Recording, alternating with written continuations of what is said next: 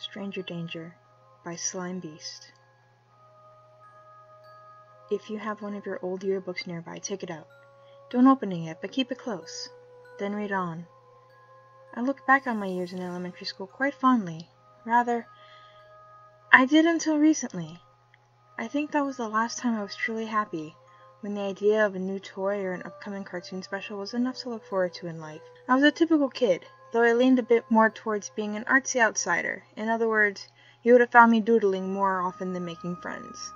I don't want to say I was unpopular or picked on, just that I wasn't very interested in interacting with other children.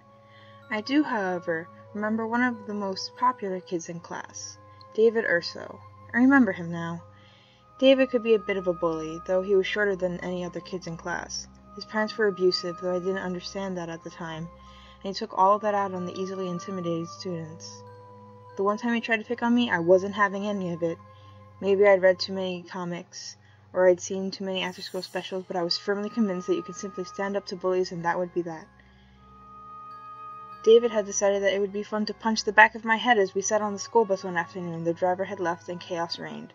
Almost as quickly as his fist found my skull, I stood up, turned around, and hauled him into the aisle by his shirt. "Do that again," I screamed, "and I'll punch your nose through the back of your head." Yes, really. I'm not really proud of that reaction, mostly because it was less about standing up for myself and more like I immediately went psycho on him. If I had remembered that embarrassing incident throughout my life, I might have made different choices. I can't count how many times I flipped out on somebody because they were being a bit nasty. So why didn't I remember that until now? I'm moving into a new apartment soon, and in the process I came across my old yearbooks. On a whim, I sat down and took a trip through memory lane. There was David Urso, hair slicked, smiling, wearing his best jean jacket. "Oh yeah," I muttered to myself. "Holy shit, it's asshole Urso." The memories came flooding back. The time he put someone's art project under his own school chair so it tore when they sat down. That time he held a girl's face under the water fountain and shouted, "I'm peeing on you." Whatever happened to him, I wondered out loud. Then something else came back to me. It was a day like any other in Mrs. Watts' class. Boredom and depression as a teacher who had been beaten down by life droned on and on about facts none of us remember by the bell's ring. Then something special. "Well, I told you last week we'd be having a guest today," Mrs. Watts reminded us. "I'm going to pass your stranger danger reports back to you now." We'd written out a few paragraphs of how we'd react to a stranger propositioning us in various ways, and I'm sure all of us had completely forgotten we'd done it. The wrinkled lined pages were handed back, and I read my report as if it were new to me. "If a stranger offered me candy," I'd written, "I would tell him to eat it instead." A reasonable option, I suppose. Once we'd all had a chance to review our material, Mrs. Watts opened the classroom door and let someone in. A lithe, tall man in a full purple bodysuit came prancing into the room like some sort of foppish cartoon villain. The suit covered his legs, his arms, even his head, with no discernible seams in the stretchy, shimmering cloth. Perhaps a bit odder, the man wore a ridiculous plastic Dracula cape around his neck, along with a cheap-looking vinyl top hat. His hands were covered in soft-looking black gloves, while his feet wore strange, black, impish shoes that reminded me of Peter Pan's classic footwear. "This is Mr. Stranger Danger," Mrs. Watts announced in a mockingly worried tone. We never heard her fake interest before, and that was the most disturbing factor of all. Mr. Stranger Danger, the purple man, hunched forward and wiggled his fingers as he surveyed the class, as if he was a starving old-timey hobo looking through the window of a butcher shop. "Oh ho ho, who wants to go?" he sang in a high yet rough voice. We all laughed at the sight. Mrs. Watts might as well have hired a clown. "Oh ho ho," Mr. Stranger Danger repeated as he started to move between the desks. He brushed a hand against one child's hair and tugged at the sleeve of another. All the while he remained hunched, fingers waggling, purple-hooded, non-faced, turning from one kid to another. "Mr. Stranger is someone you don't know," Mrs. Watts helpfully interjected. "He's not a policeman. He's not your mom or dad or any of their trusted friends. A stranger is someone you shouldn't trust." "Oh ho ho," the odd stretchy man interrupted Mrs. Watts at the end of her sentence. "I have a song, and it isn't very long. I'll ask you a question, and you mustn't answer wrong." He was at the back of the classroom now, and we all had to twist around to watch his antics. A poster of the human body hung on the back wall, showing a cross-section of crudely drawn organs and skeleton. Mr. Stranger Danger focused on the poster for a moment, almost as if he'd forgotten us. Slowly, deliberately, he ran a single, lengthy finger from the body ankle up to its calf. He walked 2 fingers up the thigh, and stopped just shy of scandal. A finger retracted with a quiver. Oh ho ho, he turned back to us and approached a boy in a yellow shirt. What do you know? Well, let's see. You better be right, or you're coming with me.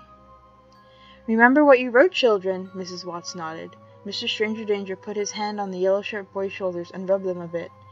Puppies, kittens, mice, and birds, I'll coax you with my friendly words. I've lost my doggie. Where could he be? We'll look for him. Come search with me. The boy in the yellow shirt seemed to turn a bit red. He clearly didn't like being the first one on the spot. Sure, but only real quick, he responded. Boom! The purple man hauled the yellow boy up by the shoulders. The kid barely got to his feet as the chair screeched out from under him.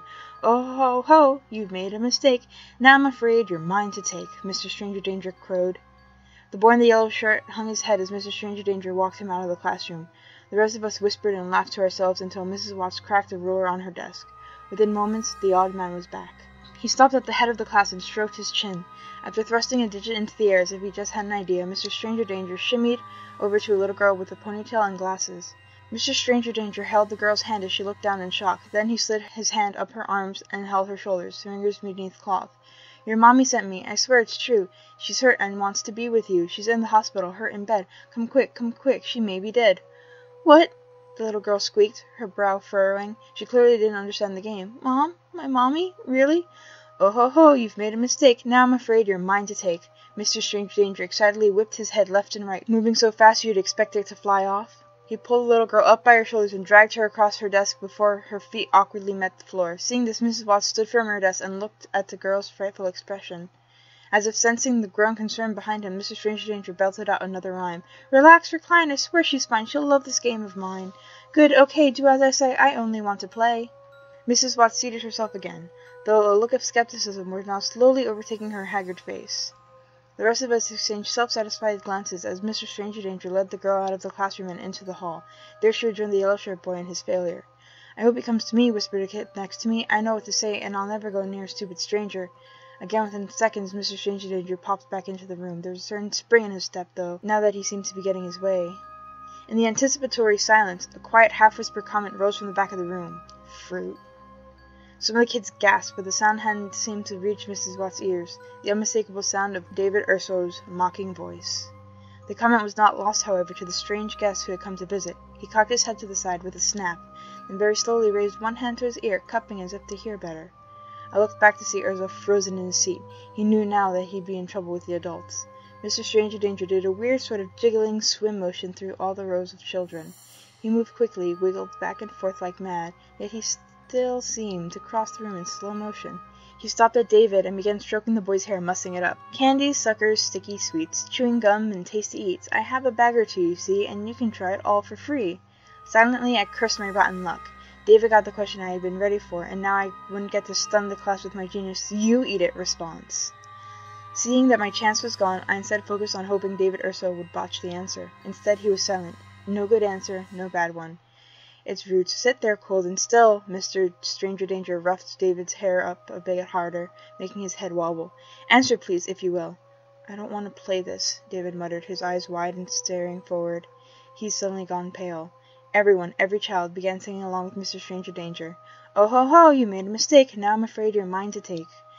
The man grabbed a handful of David's hair and yanked him up from the chair, causing the boy to let out an ear-splitting shriek of pain. Hey! Mrs. Watts stood up again as Mr. Stranger Danger dragged David across the room by his hair, strands shedding out of his clutched purple fist as the boy kicked and screamed.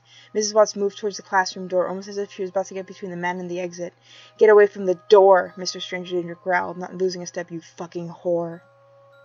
Every child erupted in a mixture of shock, gasp, and riotous laughter. Mrs. Watts tried in vain to quiet us all down at first. Then she turned away as David Urso dragged shoes disappeared into the hallway. The laughter slowly died down as the teacher stood in the doorway like a statue. She stared out into the hall and remained motionless until the noise dwindled and we all fell silent. Jesus, there's nobody. No. Mrs. Watts finally spoke, meekly, as she retrieved a single lost shoe from the threshold. We heard the sounds of footsteps approaching the classroom. Hey, kids, said a jolly, booming voice as a man with a bushy beard and black sunglasses came into the room in long strides. Sorry I'm late. The man stood before the class as Mrs. Watts just stared at him, a hand over her mouth. On the man's chest was a simple name tag reading Mr. Stranger Danger. You can open the yearbook now. I'm not sure if it'll work for everyone. I'm not even sure if I'm remembering everything myself. After school let out that day, I didn't recall the Purple Man or any of the events surrounding him. I didn't even recall David Urso, and no one else seemed to either. When I found him in my yearbook, hair slicked, jean jacket on, he was in the background of a playground photo. There was no graduation picture, no signature, and it was as if he'd never actually existed. And if I hadn't spotted his random appearance in that one shot, he'd still be gone from my mind. Look through your books. Look for kids you don't recognize and see if you can remember them. Look for kids who never made it to the next grade.